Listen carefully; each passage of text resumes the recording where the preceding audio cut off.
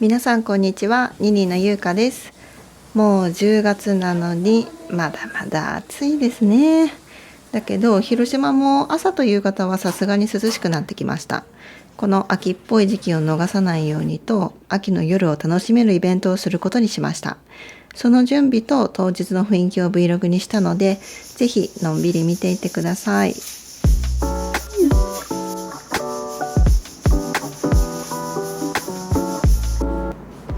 年に数回開催している夜営業、名付けて夜な夜な2人。夕方から夜9時まで営業する日のことです。夏の夕方はまだ明るいけど、そこからゆっくり暗くなっていくしっぽりした2人の雰囲気が大好きで、みんなとその時間を楽しめたらいいなと、そう思って開催しています。夜営業は私たちにとってかなり特別な時間です。なのでその時間だけ用意するメニューも仕込んでいきます。この日は定休日ですけど、2人で1日お店にこもって準備していきます。夜営業では秋らしくかぼちゃを使ったバスクチーズケーキを作って、それに合わせた塩麹のクリームを作って、そして有機ポップコーンをおつまみに作って乗せたプレートにします。いや思いついて決めたはいいものの、メニューとかレジ更新、お知らせ告知などでやることはいっぱいです。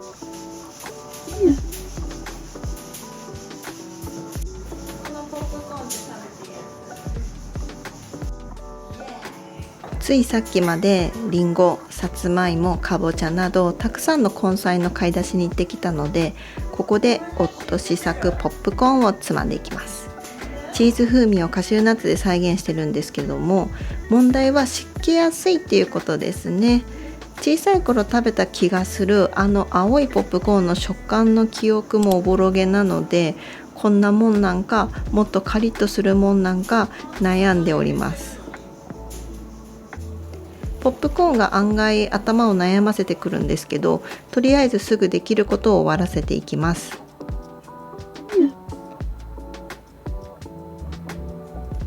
混雑しても落ち着いて対応できるように、いつもと違うテイクアウトのオペレーションも入念にチェック。クリームを入れる容器の在庫は余裕そうです。あとは有機ポップコーンも持って帰ってほしいので、あらかじめ大きなグリシン紙はカットしておくことにします。もったいない精神は結構持ち合わせている方なので、少し手間をかけてでも資源はパツパツで使いたい派ですね。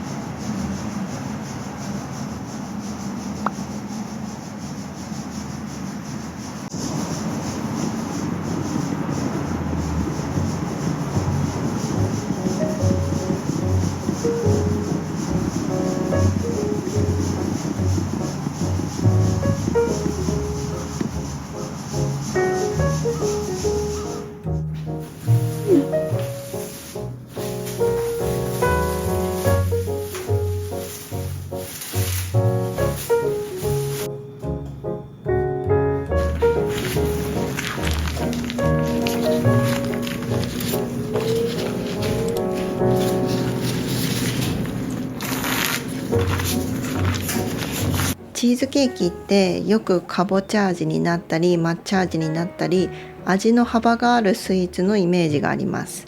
一見今あるレシピに混ぜたいものを混ぜたらできるんじゃないかなって、そんな簡単そうに思える雰囲気すらするんですけど、私はそれが結構苦手というか、なかなか軽い気持ちでできないんですね。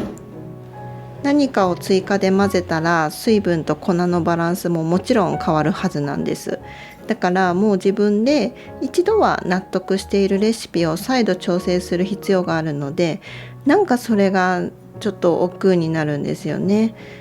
いや、それぐらい頑張れよって自分に対してよく思うんですけどね。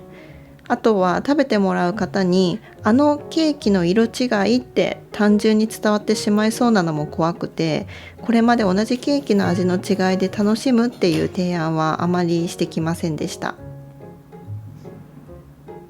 そんな頑固な気持ちを変えてくれたのがこのバスクチーズケーキ様なんですよね。このケーキが好きすぎて違う味も食べてみたくなりました。あれ食べたいっていう気持ちって少し下品なのかなって思ってたんですけど、こうやって自分の気持ちを動かしてくれたりとか新しいものを生み出してくれたので、今やもう食いしん坊でよかったなって思ってます。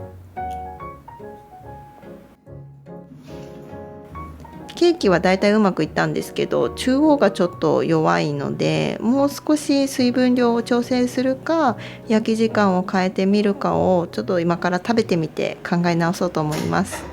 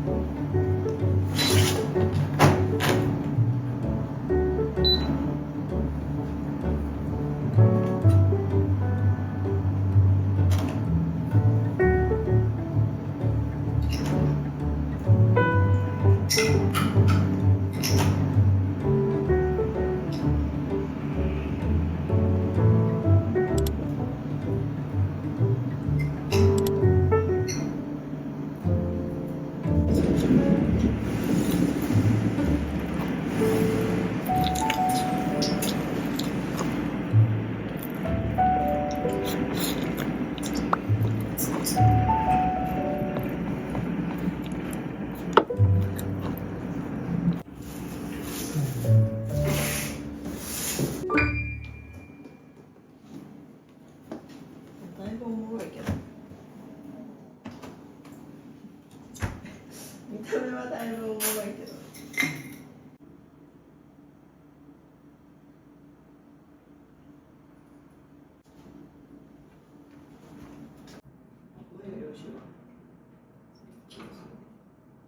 あ、美味しくなってる。うん。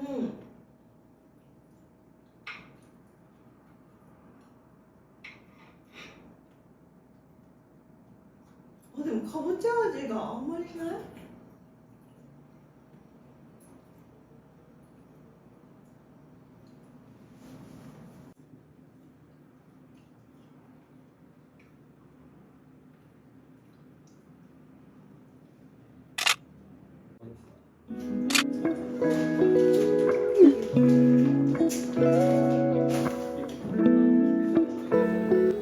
さっき食べたケーキをもとに味を最終調整して明日の本番に用意できるように仕上げます。もう10月なのに畳2畳しかない製造室は暑すぎて2人ともまだまだ真夏の格好です。座って半畳寝て1畳という言葉があるように、一人でのワークスペースとしては2畳は有効活用できるそうです。とはいえその半分は冷凍庫とかシンクなどで埋め尽くされているので、私の行動範囲は今立っているところぐらいです。お店を始める前、看護師だった私は自分でお店を開くことがもうドッキドッキのプレッシャーでもありました。だから初めは何事も小さく始めて、そこから考えていけばいいって思ったのでスモールスタートにしました。お店の大きさもスモールに、でもお客さんにはちょっとでも広く楽しんでもらいたいと思ってたら、代わりにこんなに製造室がちっちゃくなっちゃいました。だから私がお菓子作りで使う機械はどれもちっちゃくて家庭でも使えるものばかりです。業務用のプロ専用みたいなでっかいものはなく、小さな製造室で出し入れしやすい、そして扱いやすいものが集まっています。だからきっと私が作るスイーツってきっと誰でもお家でも手軽に作れる再現性の高いものたちなんじゃないかなって最近よく考えるんですよね。今は2人でしか食べられないスイーツになってるけど、それが私の最終目標じゃない気がしています。私が生み出してきたスイーツのレシピたちはいつか皆さんに還元していきたいというか、私だけのものにするっていう領域を超えていきたいっていうのが目標です。それを気持ちよく叶えるためにはどうしていくか。プラントベースでグルテンフリーのスイーツを作りたいと思っている方にもっと私のことを知ってほしいですし、実際に私のスイーツを食べてほしいんですね。届けるべき方にちゃんと届けたいし、レシピという完成された結果だけじゃなくって、どんな人がそれをどんな気持ちで作り上げたのかとか、そのあたりもちゃんとしてほしいなって思うんです。知ってくれた上で作るスイーツっていうのはやっぱり作る意欲も湧くでしょうし、丁寧に作れるから失敗も少なくなるし、結果作ってくれる人がハッピーになるんじゃないかなって、そんなことを最近はよく思ってます。なので今は地道ではあるんですけど、 YouTube をこうやって撮影してプラントベースやグルテンフリースイーツの魅力を少しでも多くの方に知ってほしいなって思ってます。もちろんスイーツのことだけではなくって、私たちのことも知っていただけると嬉しいです。それをしながら私もスイーツ作りの腕や知識を日々磨いて皆さんに還元する、これが今の目標です。なので皆さん、チャンネル登録必須ですよ。お願いしますね。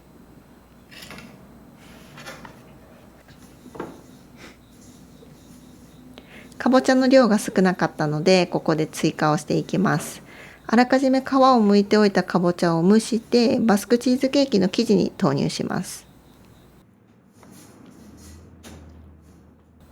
混ぜ合わせているうちに混ざりきらないかぼちゃが気になったので、最終的にハンドブレンダーすることにしました。約3年毎日のように使ってるからか、さすがに変な音が鳴り始めました。だけどこの状態で半年ぐらいは過ごせてるので、いつか動かなくなるその日まで愛着を持って使い続けたいお気に入りのブレンダーです。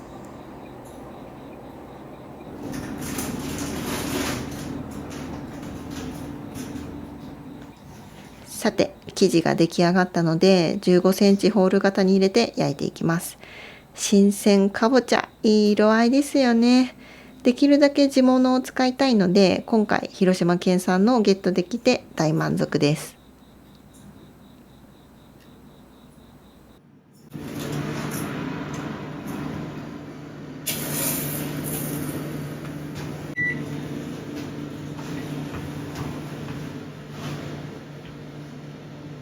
狭い作業スペースがどんどん狭くなりますので、一つのスイーツを作ったらすぐに洗い物をする必要があります。ケーキを焼いている間にサクッと洗ってしまいましょう。オーブンはもちろん家庭でも使用できるものを使ってます。お店だから業務用じゃないといけないんじゃないかって、お店オープン前は謎の固定概念があったんですけれども、そんな心配は今はもうなくなりました。もちろん少しずつしか焼けなかったり、連続での使用は控えたりと気をつけることはあるんですけど、今のところは心地よい感じでオーブンとお付き合いしてます。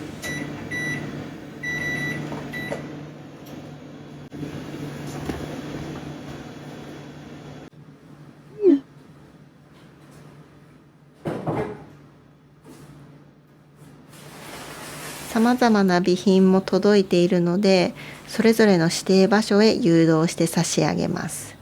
この大きな緩衝材ってどうにかできないんですかね。いつも大きすぎるのが来ると胸が痛くなるんですけど、こんなに気を使わなくても大丈夫だよっていうものにも念には念をのペーパーが一緒に届くので、でも誰かの優しさではあるのでね、このすれ違う気持ちがね、だからできるだけ燃えるゴミじゃなくて資源ゴミとして出すようにはしてます。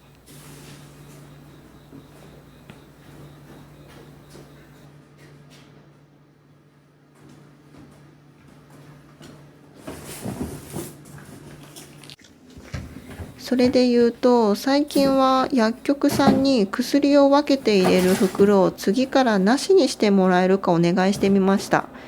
帰りの荷物も減りますし、ゴミも減りますし、薬局さんの手間も省けるかなと思ってちょっと気分がいいです。使用方法は別の紙に丁寧に書いてくれてるので、その辺は心配ないですしね。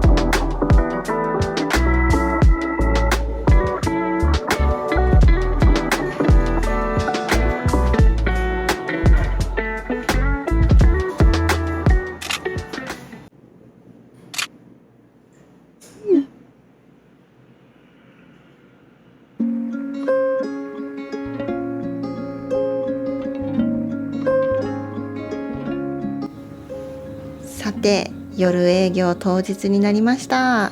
いつも通りオープンして、その後は21時まで。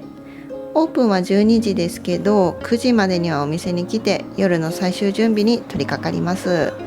結構体力勝負なことしてる気がしますが、これも今だからできること。おばあちゃんになったらできないんだからって今を楽しむために頑張りたいと思います。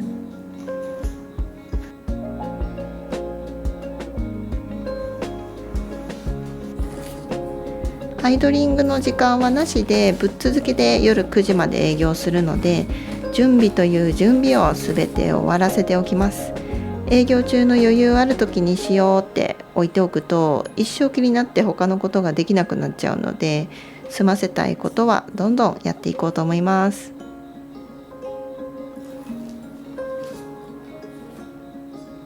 ケーキカット中、夫はポップコーンをいってくれてます。当日弾けたてのポップコーンをお店で出すなんて思いもしませんでしたけど、夫のおかげで新しいことにも挑戦できている気がします。